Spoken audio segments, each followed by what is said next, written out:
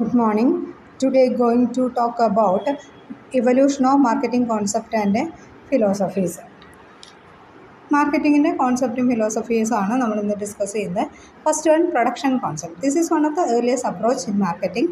It assumes that customers prefer product that are affordable and widely available. Customers മാർക്കറ്റിൽ prefer ചെയ്യുന്നത് എന്താണ്? മാർക്കറ്റിൽ ഏറ്റവും കൂടുതൽ അവൈലബിൾ ആയിട്ടുള്ള പ്രൊഡക്റ്റാണ്. ചീപ്പ് റേറ്റിന് അവൈലബിൾ ആയിട്ടുള്ള പ്രൊഡക്റ്റ് ഏതാണോ അതാണ്. Business under this concept focus on achieve high efficiency and low cost through mass production. ഈ സമയത്ത് അവർ ബിസിനസ്സിൻ്റെ മാർക്കറ്റിങ്ങിൻ്റെ ഇവല്യൂഷനിൽ ഈ സമയത്ത് മാർക്കറ്റിംഗ് പ്രൊഡക്റ്റ് കോൺസെപ്റ്റ് ഉള്ള സമയത്ത് അവർ കോൺസെൻട്രേറ്റ് ചെയ്തിരുന്നത് ലോ കോസ്റ്റ് മാസ് പ്രൊഡക്ഷൻ, കൂടുതൽ പ്രൊഡ്യൂസ് ചെയ്തിട്ട് ചിലവ് കുറയ്ക്കുക എന്നുള്ളതാണ്. While this work during the industrial revolution often leads to ignoring customer preferences. ഈ സമയത്ത് അവർ കസ്റ്റമർ പ്രിഫറൻസ് ഇഗ്നോർ ചെയ്തിരുന്നു. ഇൻഡസ്ട്രിയൽ റെവല്യൂഷൻ വരെയാണ് പ്രൊഡക്ഷൻ കോൺസെപ്റ്റ് ഉണ്ടായിരുന്നത്. ഇനി product concept. Here the believe consumers value quality performance and innovative features. ഇവിടെ നമ്മൾ പ്രൊഡക്റ്റിൻ്റെ ഫീച്ചേഴ്സ് കാര്യങ്ങളൊക്കെയാണ് കൺസിഡർ ചെയ്യുന്നത്. Companies emphasize superior product, continuous improvement, എപ്പോഴും കണ്ടിന്യൂസ് ഇമ്പ്രൂവ്മെൻറ്റ് വരുത്തുക, സുപ്പീരിയർ പ്രൊഡക്റ്റ് പ്രൊഡ്യൂസ് ചെയ്യുക. അവർ ക്യാൻ ലീഡ് ടു മാർക്കറ്റിംഗ് മയോഫിയ. അതായത് പ്രൊഡക്റ്റിൽ മാത്രമാണ് ഇവർ കോൺസെൻട്രേറ്റ് ചെയ്തിരുന്നത്. And then where the focus excessively on product features without understanding the customers actually want them. അവരെന്താണ് ശരിക്കും ആവശ്യപ്പെടുന്നത്, അവർക്ക് ആവശ്യമുള്ളത് എന്താണോ അതല്ല, only concentrate in the product. അതിൻ്റെ ഇമ്പ്രൂവ്മെൻറ്റ് അവരുടേതായിട്ടുള്ള കോൺസെപ്റ്റ് വെച്ചിട്ടുള്ള ഇമ്പ്രൂവ്മെൻറ്റും കാര്യങ്ങളാണ് നടത്തിയിരുന്നത്. Selling concept based on the idea customers will not buy enough unless they are aggressively persuaded. അതായത് അവരെ പിന്തുടർന്നാൽ മാത്രമേ അവർ നമ്മുടെ പ്രൊഡക്റ്റ് വാങ്ങുള്ളൂ. The concept focus on sales promotion and personal selling. ആ സമയത്ത് സെയിൽസ് പ്രൊമോഷനും പേഴ്സണൽ സെല്ലിംഗ്, വ്യക്തിപരമായിട്ട് അവരെ കണ്ട് ഓർഡർ എടുക്കുക, അങ്ങനത്തെ കാര്യങ്ങളൊക്കെയാണ് കൂടുതൽ ഇമ്പോർട്ടൻസ് കൊടുത്തിരുന്നത്. It is often applied unsold goods such as insurance policies, health checkup package, then risk short term customer dissatisfaction. അതായത് ഇൻഷുറൻസ് പോളിസി എടുക്കുക, അങ്ങനത്തെ കാര്യങ്ങളിലൊക്കെയാണ് ഇത് കൂടുതലായിട്ട് ഉപയോഗിച്ചിരുന്നത്. ഇനി marketing concept. This modern orientation emphasize identify the customer needs first and creating offerings to the satisfy the effectively than competitors.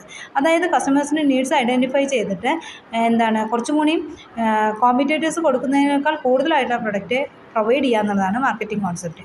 ഇനി societal concept, an extension of marketing concept. It stress that organization must deliver value not only the customers but also society and environment. ഇവിടെ നമ്മൾ കുറച്ചും കൂടി importance കൊടുക്കുന്നത് കസ്റ്റമേഴ്സിൻ്റെ താല്പര്യം അനുസരിച്ച് തന്നെ, ഒപ്പം തന്നെ സൊസൈറ്റിക്കും എൻവയോൺമെൻറ്റും ബെനിഫിഷ്യൽ ആവുന്ന രീതിയിൽ.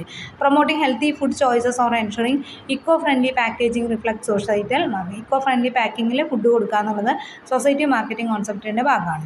ഇനി മാർക്കറ്റിംഗ് മയോഫിയ. എന്താണ് ഈ മാർക്കറ്റിംഗ് മയോഫിയ എന്ന് പറയുന്നത്?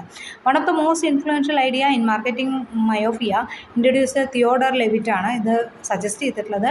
ഈ argued that many companies fail because they define their business too narrowly in terms of products rather than customer needs.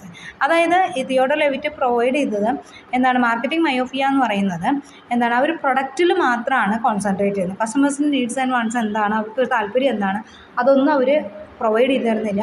അവർക്ക് എങ്ങനെയാണോ പ്രൊഡക്റ്റ് ഉണ്ടാക്കാൻ സൗകര്യം, ആ സൗകര്യത്തിന് അവരുടെ താല്പര്യം അനുസരിച്ച് പ്രൊഡക്റ്റ് പ്രൊഡ്യൂസ് ചെയ്യുന്നു, അത് മാസ് പ്രൊഡക്ഷൻ നടത്തി മാർക്കറ്റിൽ സെയിൽ ചെയ്യുന്നു. അതുമാത്രമാണ്.